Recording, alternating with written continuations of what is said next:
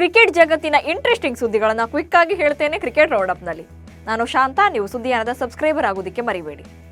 December 6ರಿಂದ ಆರಂಭವಾಗಲಿರುವಂತಹ Australia ವಿರುದ್ಧದ 2ನೇ ಟೆಸ್ಟ್ನಲ್ಲಿ ಕನ್ನಡಿಗ ಕೆಎಲ್ ರಾಹುಲ್ ಸ್ಲಾಟ್ ಚೇಂಜ್ ಆಗೋದು ಫಿಕ್ಸ್ ಅಂತಾನೆ ಹೇಳಲಾಗ್ತಾ ಇದೆ. Already captain Rohit Sharma team ಸೇರ್ಕೊಂಡಿದ್ದಾರೆ. ಥಂಬ್ ಇಂಜುರಿಗೆ ತುತ್ತಾಗಿದ್ದಂತ ಶುಭ್ಮನ್ ಗಿಲ್ ಸಂಪೂರ್ಣ ಫಿಟ್ ಆಗಿದ್ದಾರೆ. ಹೀಗಾಗಿ ಪಿಂಕ್ ಬಾಲ್ ಟೆಸ್ಟ್ನಲ್ಲಿ ಇವರಿಬ್ಬರು ಕೂಡ ಕಣಕ್ಕಿಳಿಯಲಿದ್ದಾರೆ. ಇದರಿಂದಾಗಿ ರಾಹುಲ್ ಬಹುತೇಕ ಔಟ್ ಆಗಲಿದ್ದು, ಇವರೊಂದಿಗೆ ಮತ್ತೊಬ್ಬ ಕನ್ನಡಿಗ ದೇವದತ್ ಪಡಿಕ್ಕಲ್ ಕೂಡ ಟೀಮ್ನಿಂದ ಔಟ್ ಆಗೋದು ಗ್ಯಾರಂಟಿ ಎನ್ನಲಾಗ್ತಾ ಇದೆ. ಪರ್ತ್ನ ಫಾಸ್ಟ್ ಟ್ರ್ಯಾಕ್ನಲ್ಲಿ ಅತ್ಯದ್ಭುತ ಇನ್ನಿಂಗ್ಸ್ ಕಟ್ಟಿದ್ದ ಕನ್ನಡಿಗ ಕೆಎಲ್ ರಾಹುಲ್ ಹೊರಗಿಡೋದು ಎಷ್ಟು ಸರಿ ಎಂಬ ಚರ್ಚೆ ಶುರುವಾಗಿದೆ. ಪ್ಲೇಯಿಂಗ್ 11 ಅನೌನ್ಸ್ ಆಗೋ ತನಕ ಫ್ಯಾನ್ಸ್ ಕಾಯಲೇಬೇಕಿದೆ. ಆಸ್ಟ್ರೇಲಿಯಾದಲ್ಲಿ ಟೀಂ ಇಂಡಿಯಾ ಪಿಂಕ್ ಬಾಲ್ ಟೆಸ್ಟ್ಗೆ ಸಜ್ಜಾಗಬೇಕಿದೆ.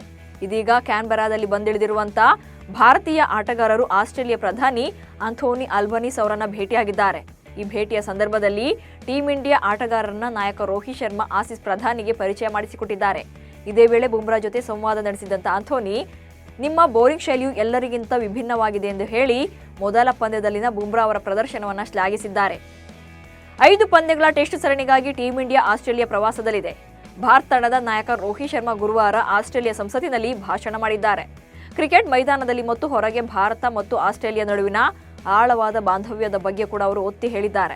ಮುಂಬರುವ ದಿನಗಳಲ್ಲಿ ಆಸ್ಟ್ರೇಲಿಯಾದಲ್ಲಿ ಮತ್ತಷ್ಟು ಉತ್ತಮ ಕ್ರಿಕೆಟ್ ಆಡೋಕೆ ಬಯಸುವುದಾಗಿ ರೋಹಿತ್ ಶರ್ಮಾ ಹೇಳಿದ್ದಾರೆ. ಹರಾಜಿನಲ್ಲಿ ದೊಡ್ಡ ಜವಾಬ್ದಾರಿ ಮುಗಿಸಿದಂತ ಆರ್ಸಿಬಿ ಫ್ರಾಂಚೈಸಿಗೆ ದೊಡ್ಡ ಶಾಕ್ ಎದುರಾಗಿದೆ. ಕಿಂಗ್ ವಿರಾಟ್ ಕೊಹ್ಲಿ ಕೋಪಕ್ಕೆ ಬೆಂಡಾಗಿದ್ದಾರೆ ಬೆಂಗಳೂರು ಫ್ರಾಂಚೈಸಿ.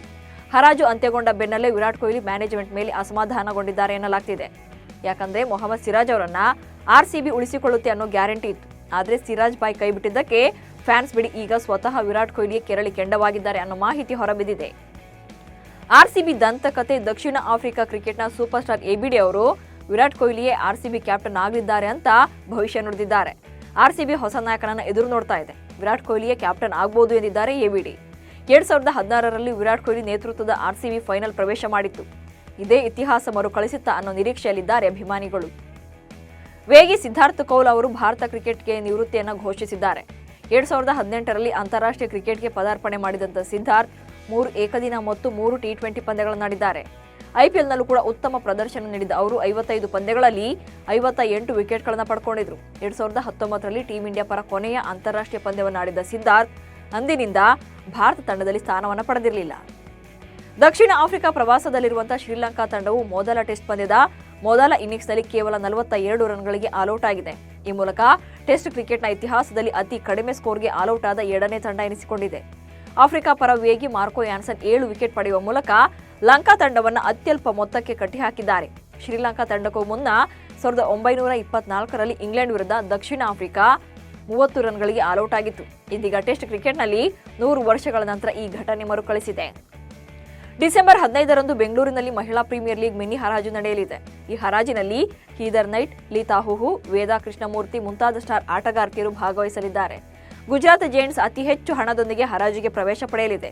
ಮಹಿಳೆಯರ ಪ್ರೀಮಿಯರ್ ಲೀಗ್ನಲ್ಲಿ ಒಟ್ಟು 5 ತಂಡಗಳು ಪಾಲ್ಗೊಳ್ತಾ ಇವೆ. ಅದರಲ್ಲಿ ಪ್ರತಿ ತಂಡವು 6 ವಿದೇಶಿ ಆಟಗಾರ್ತಿಯರನ್ನು ಒಳಗೊಂಡಂತೆ ಒಟ್ಟು 18 ಆಟಗಾರ್ತಿಯರನ್ನ ತಂಡದಲ್ಲಿ ಹೊಂದಿರಬೇಕು.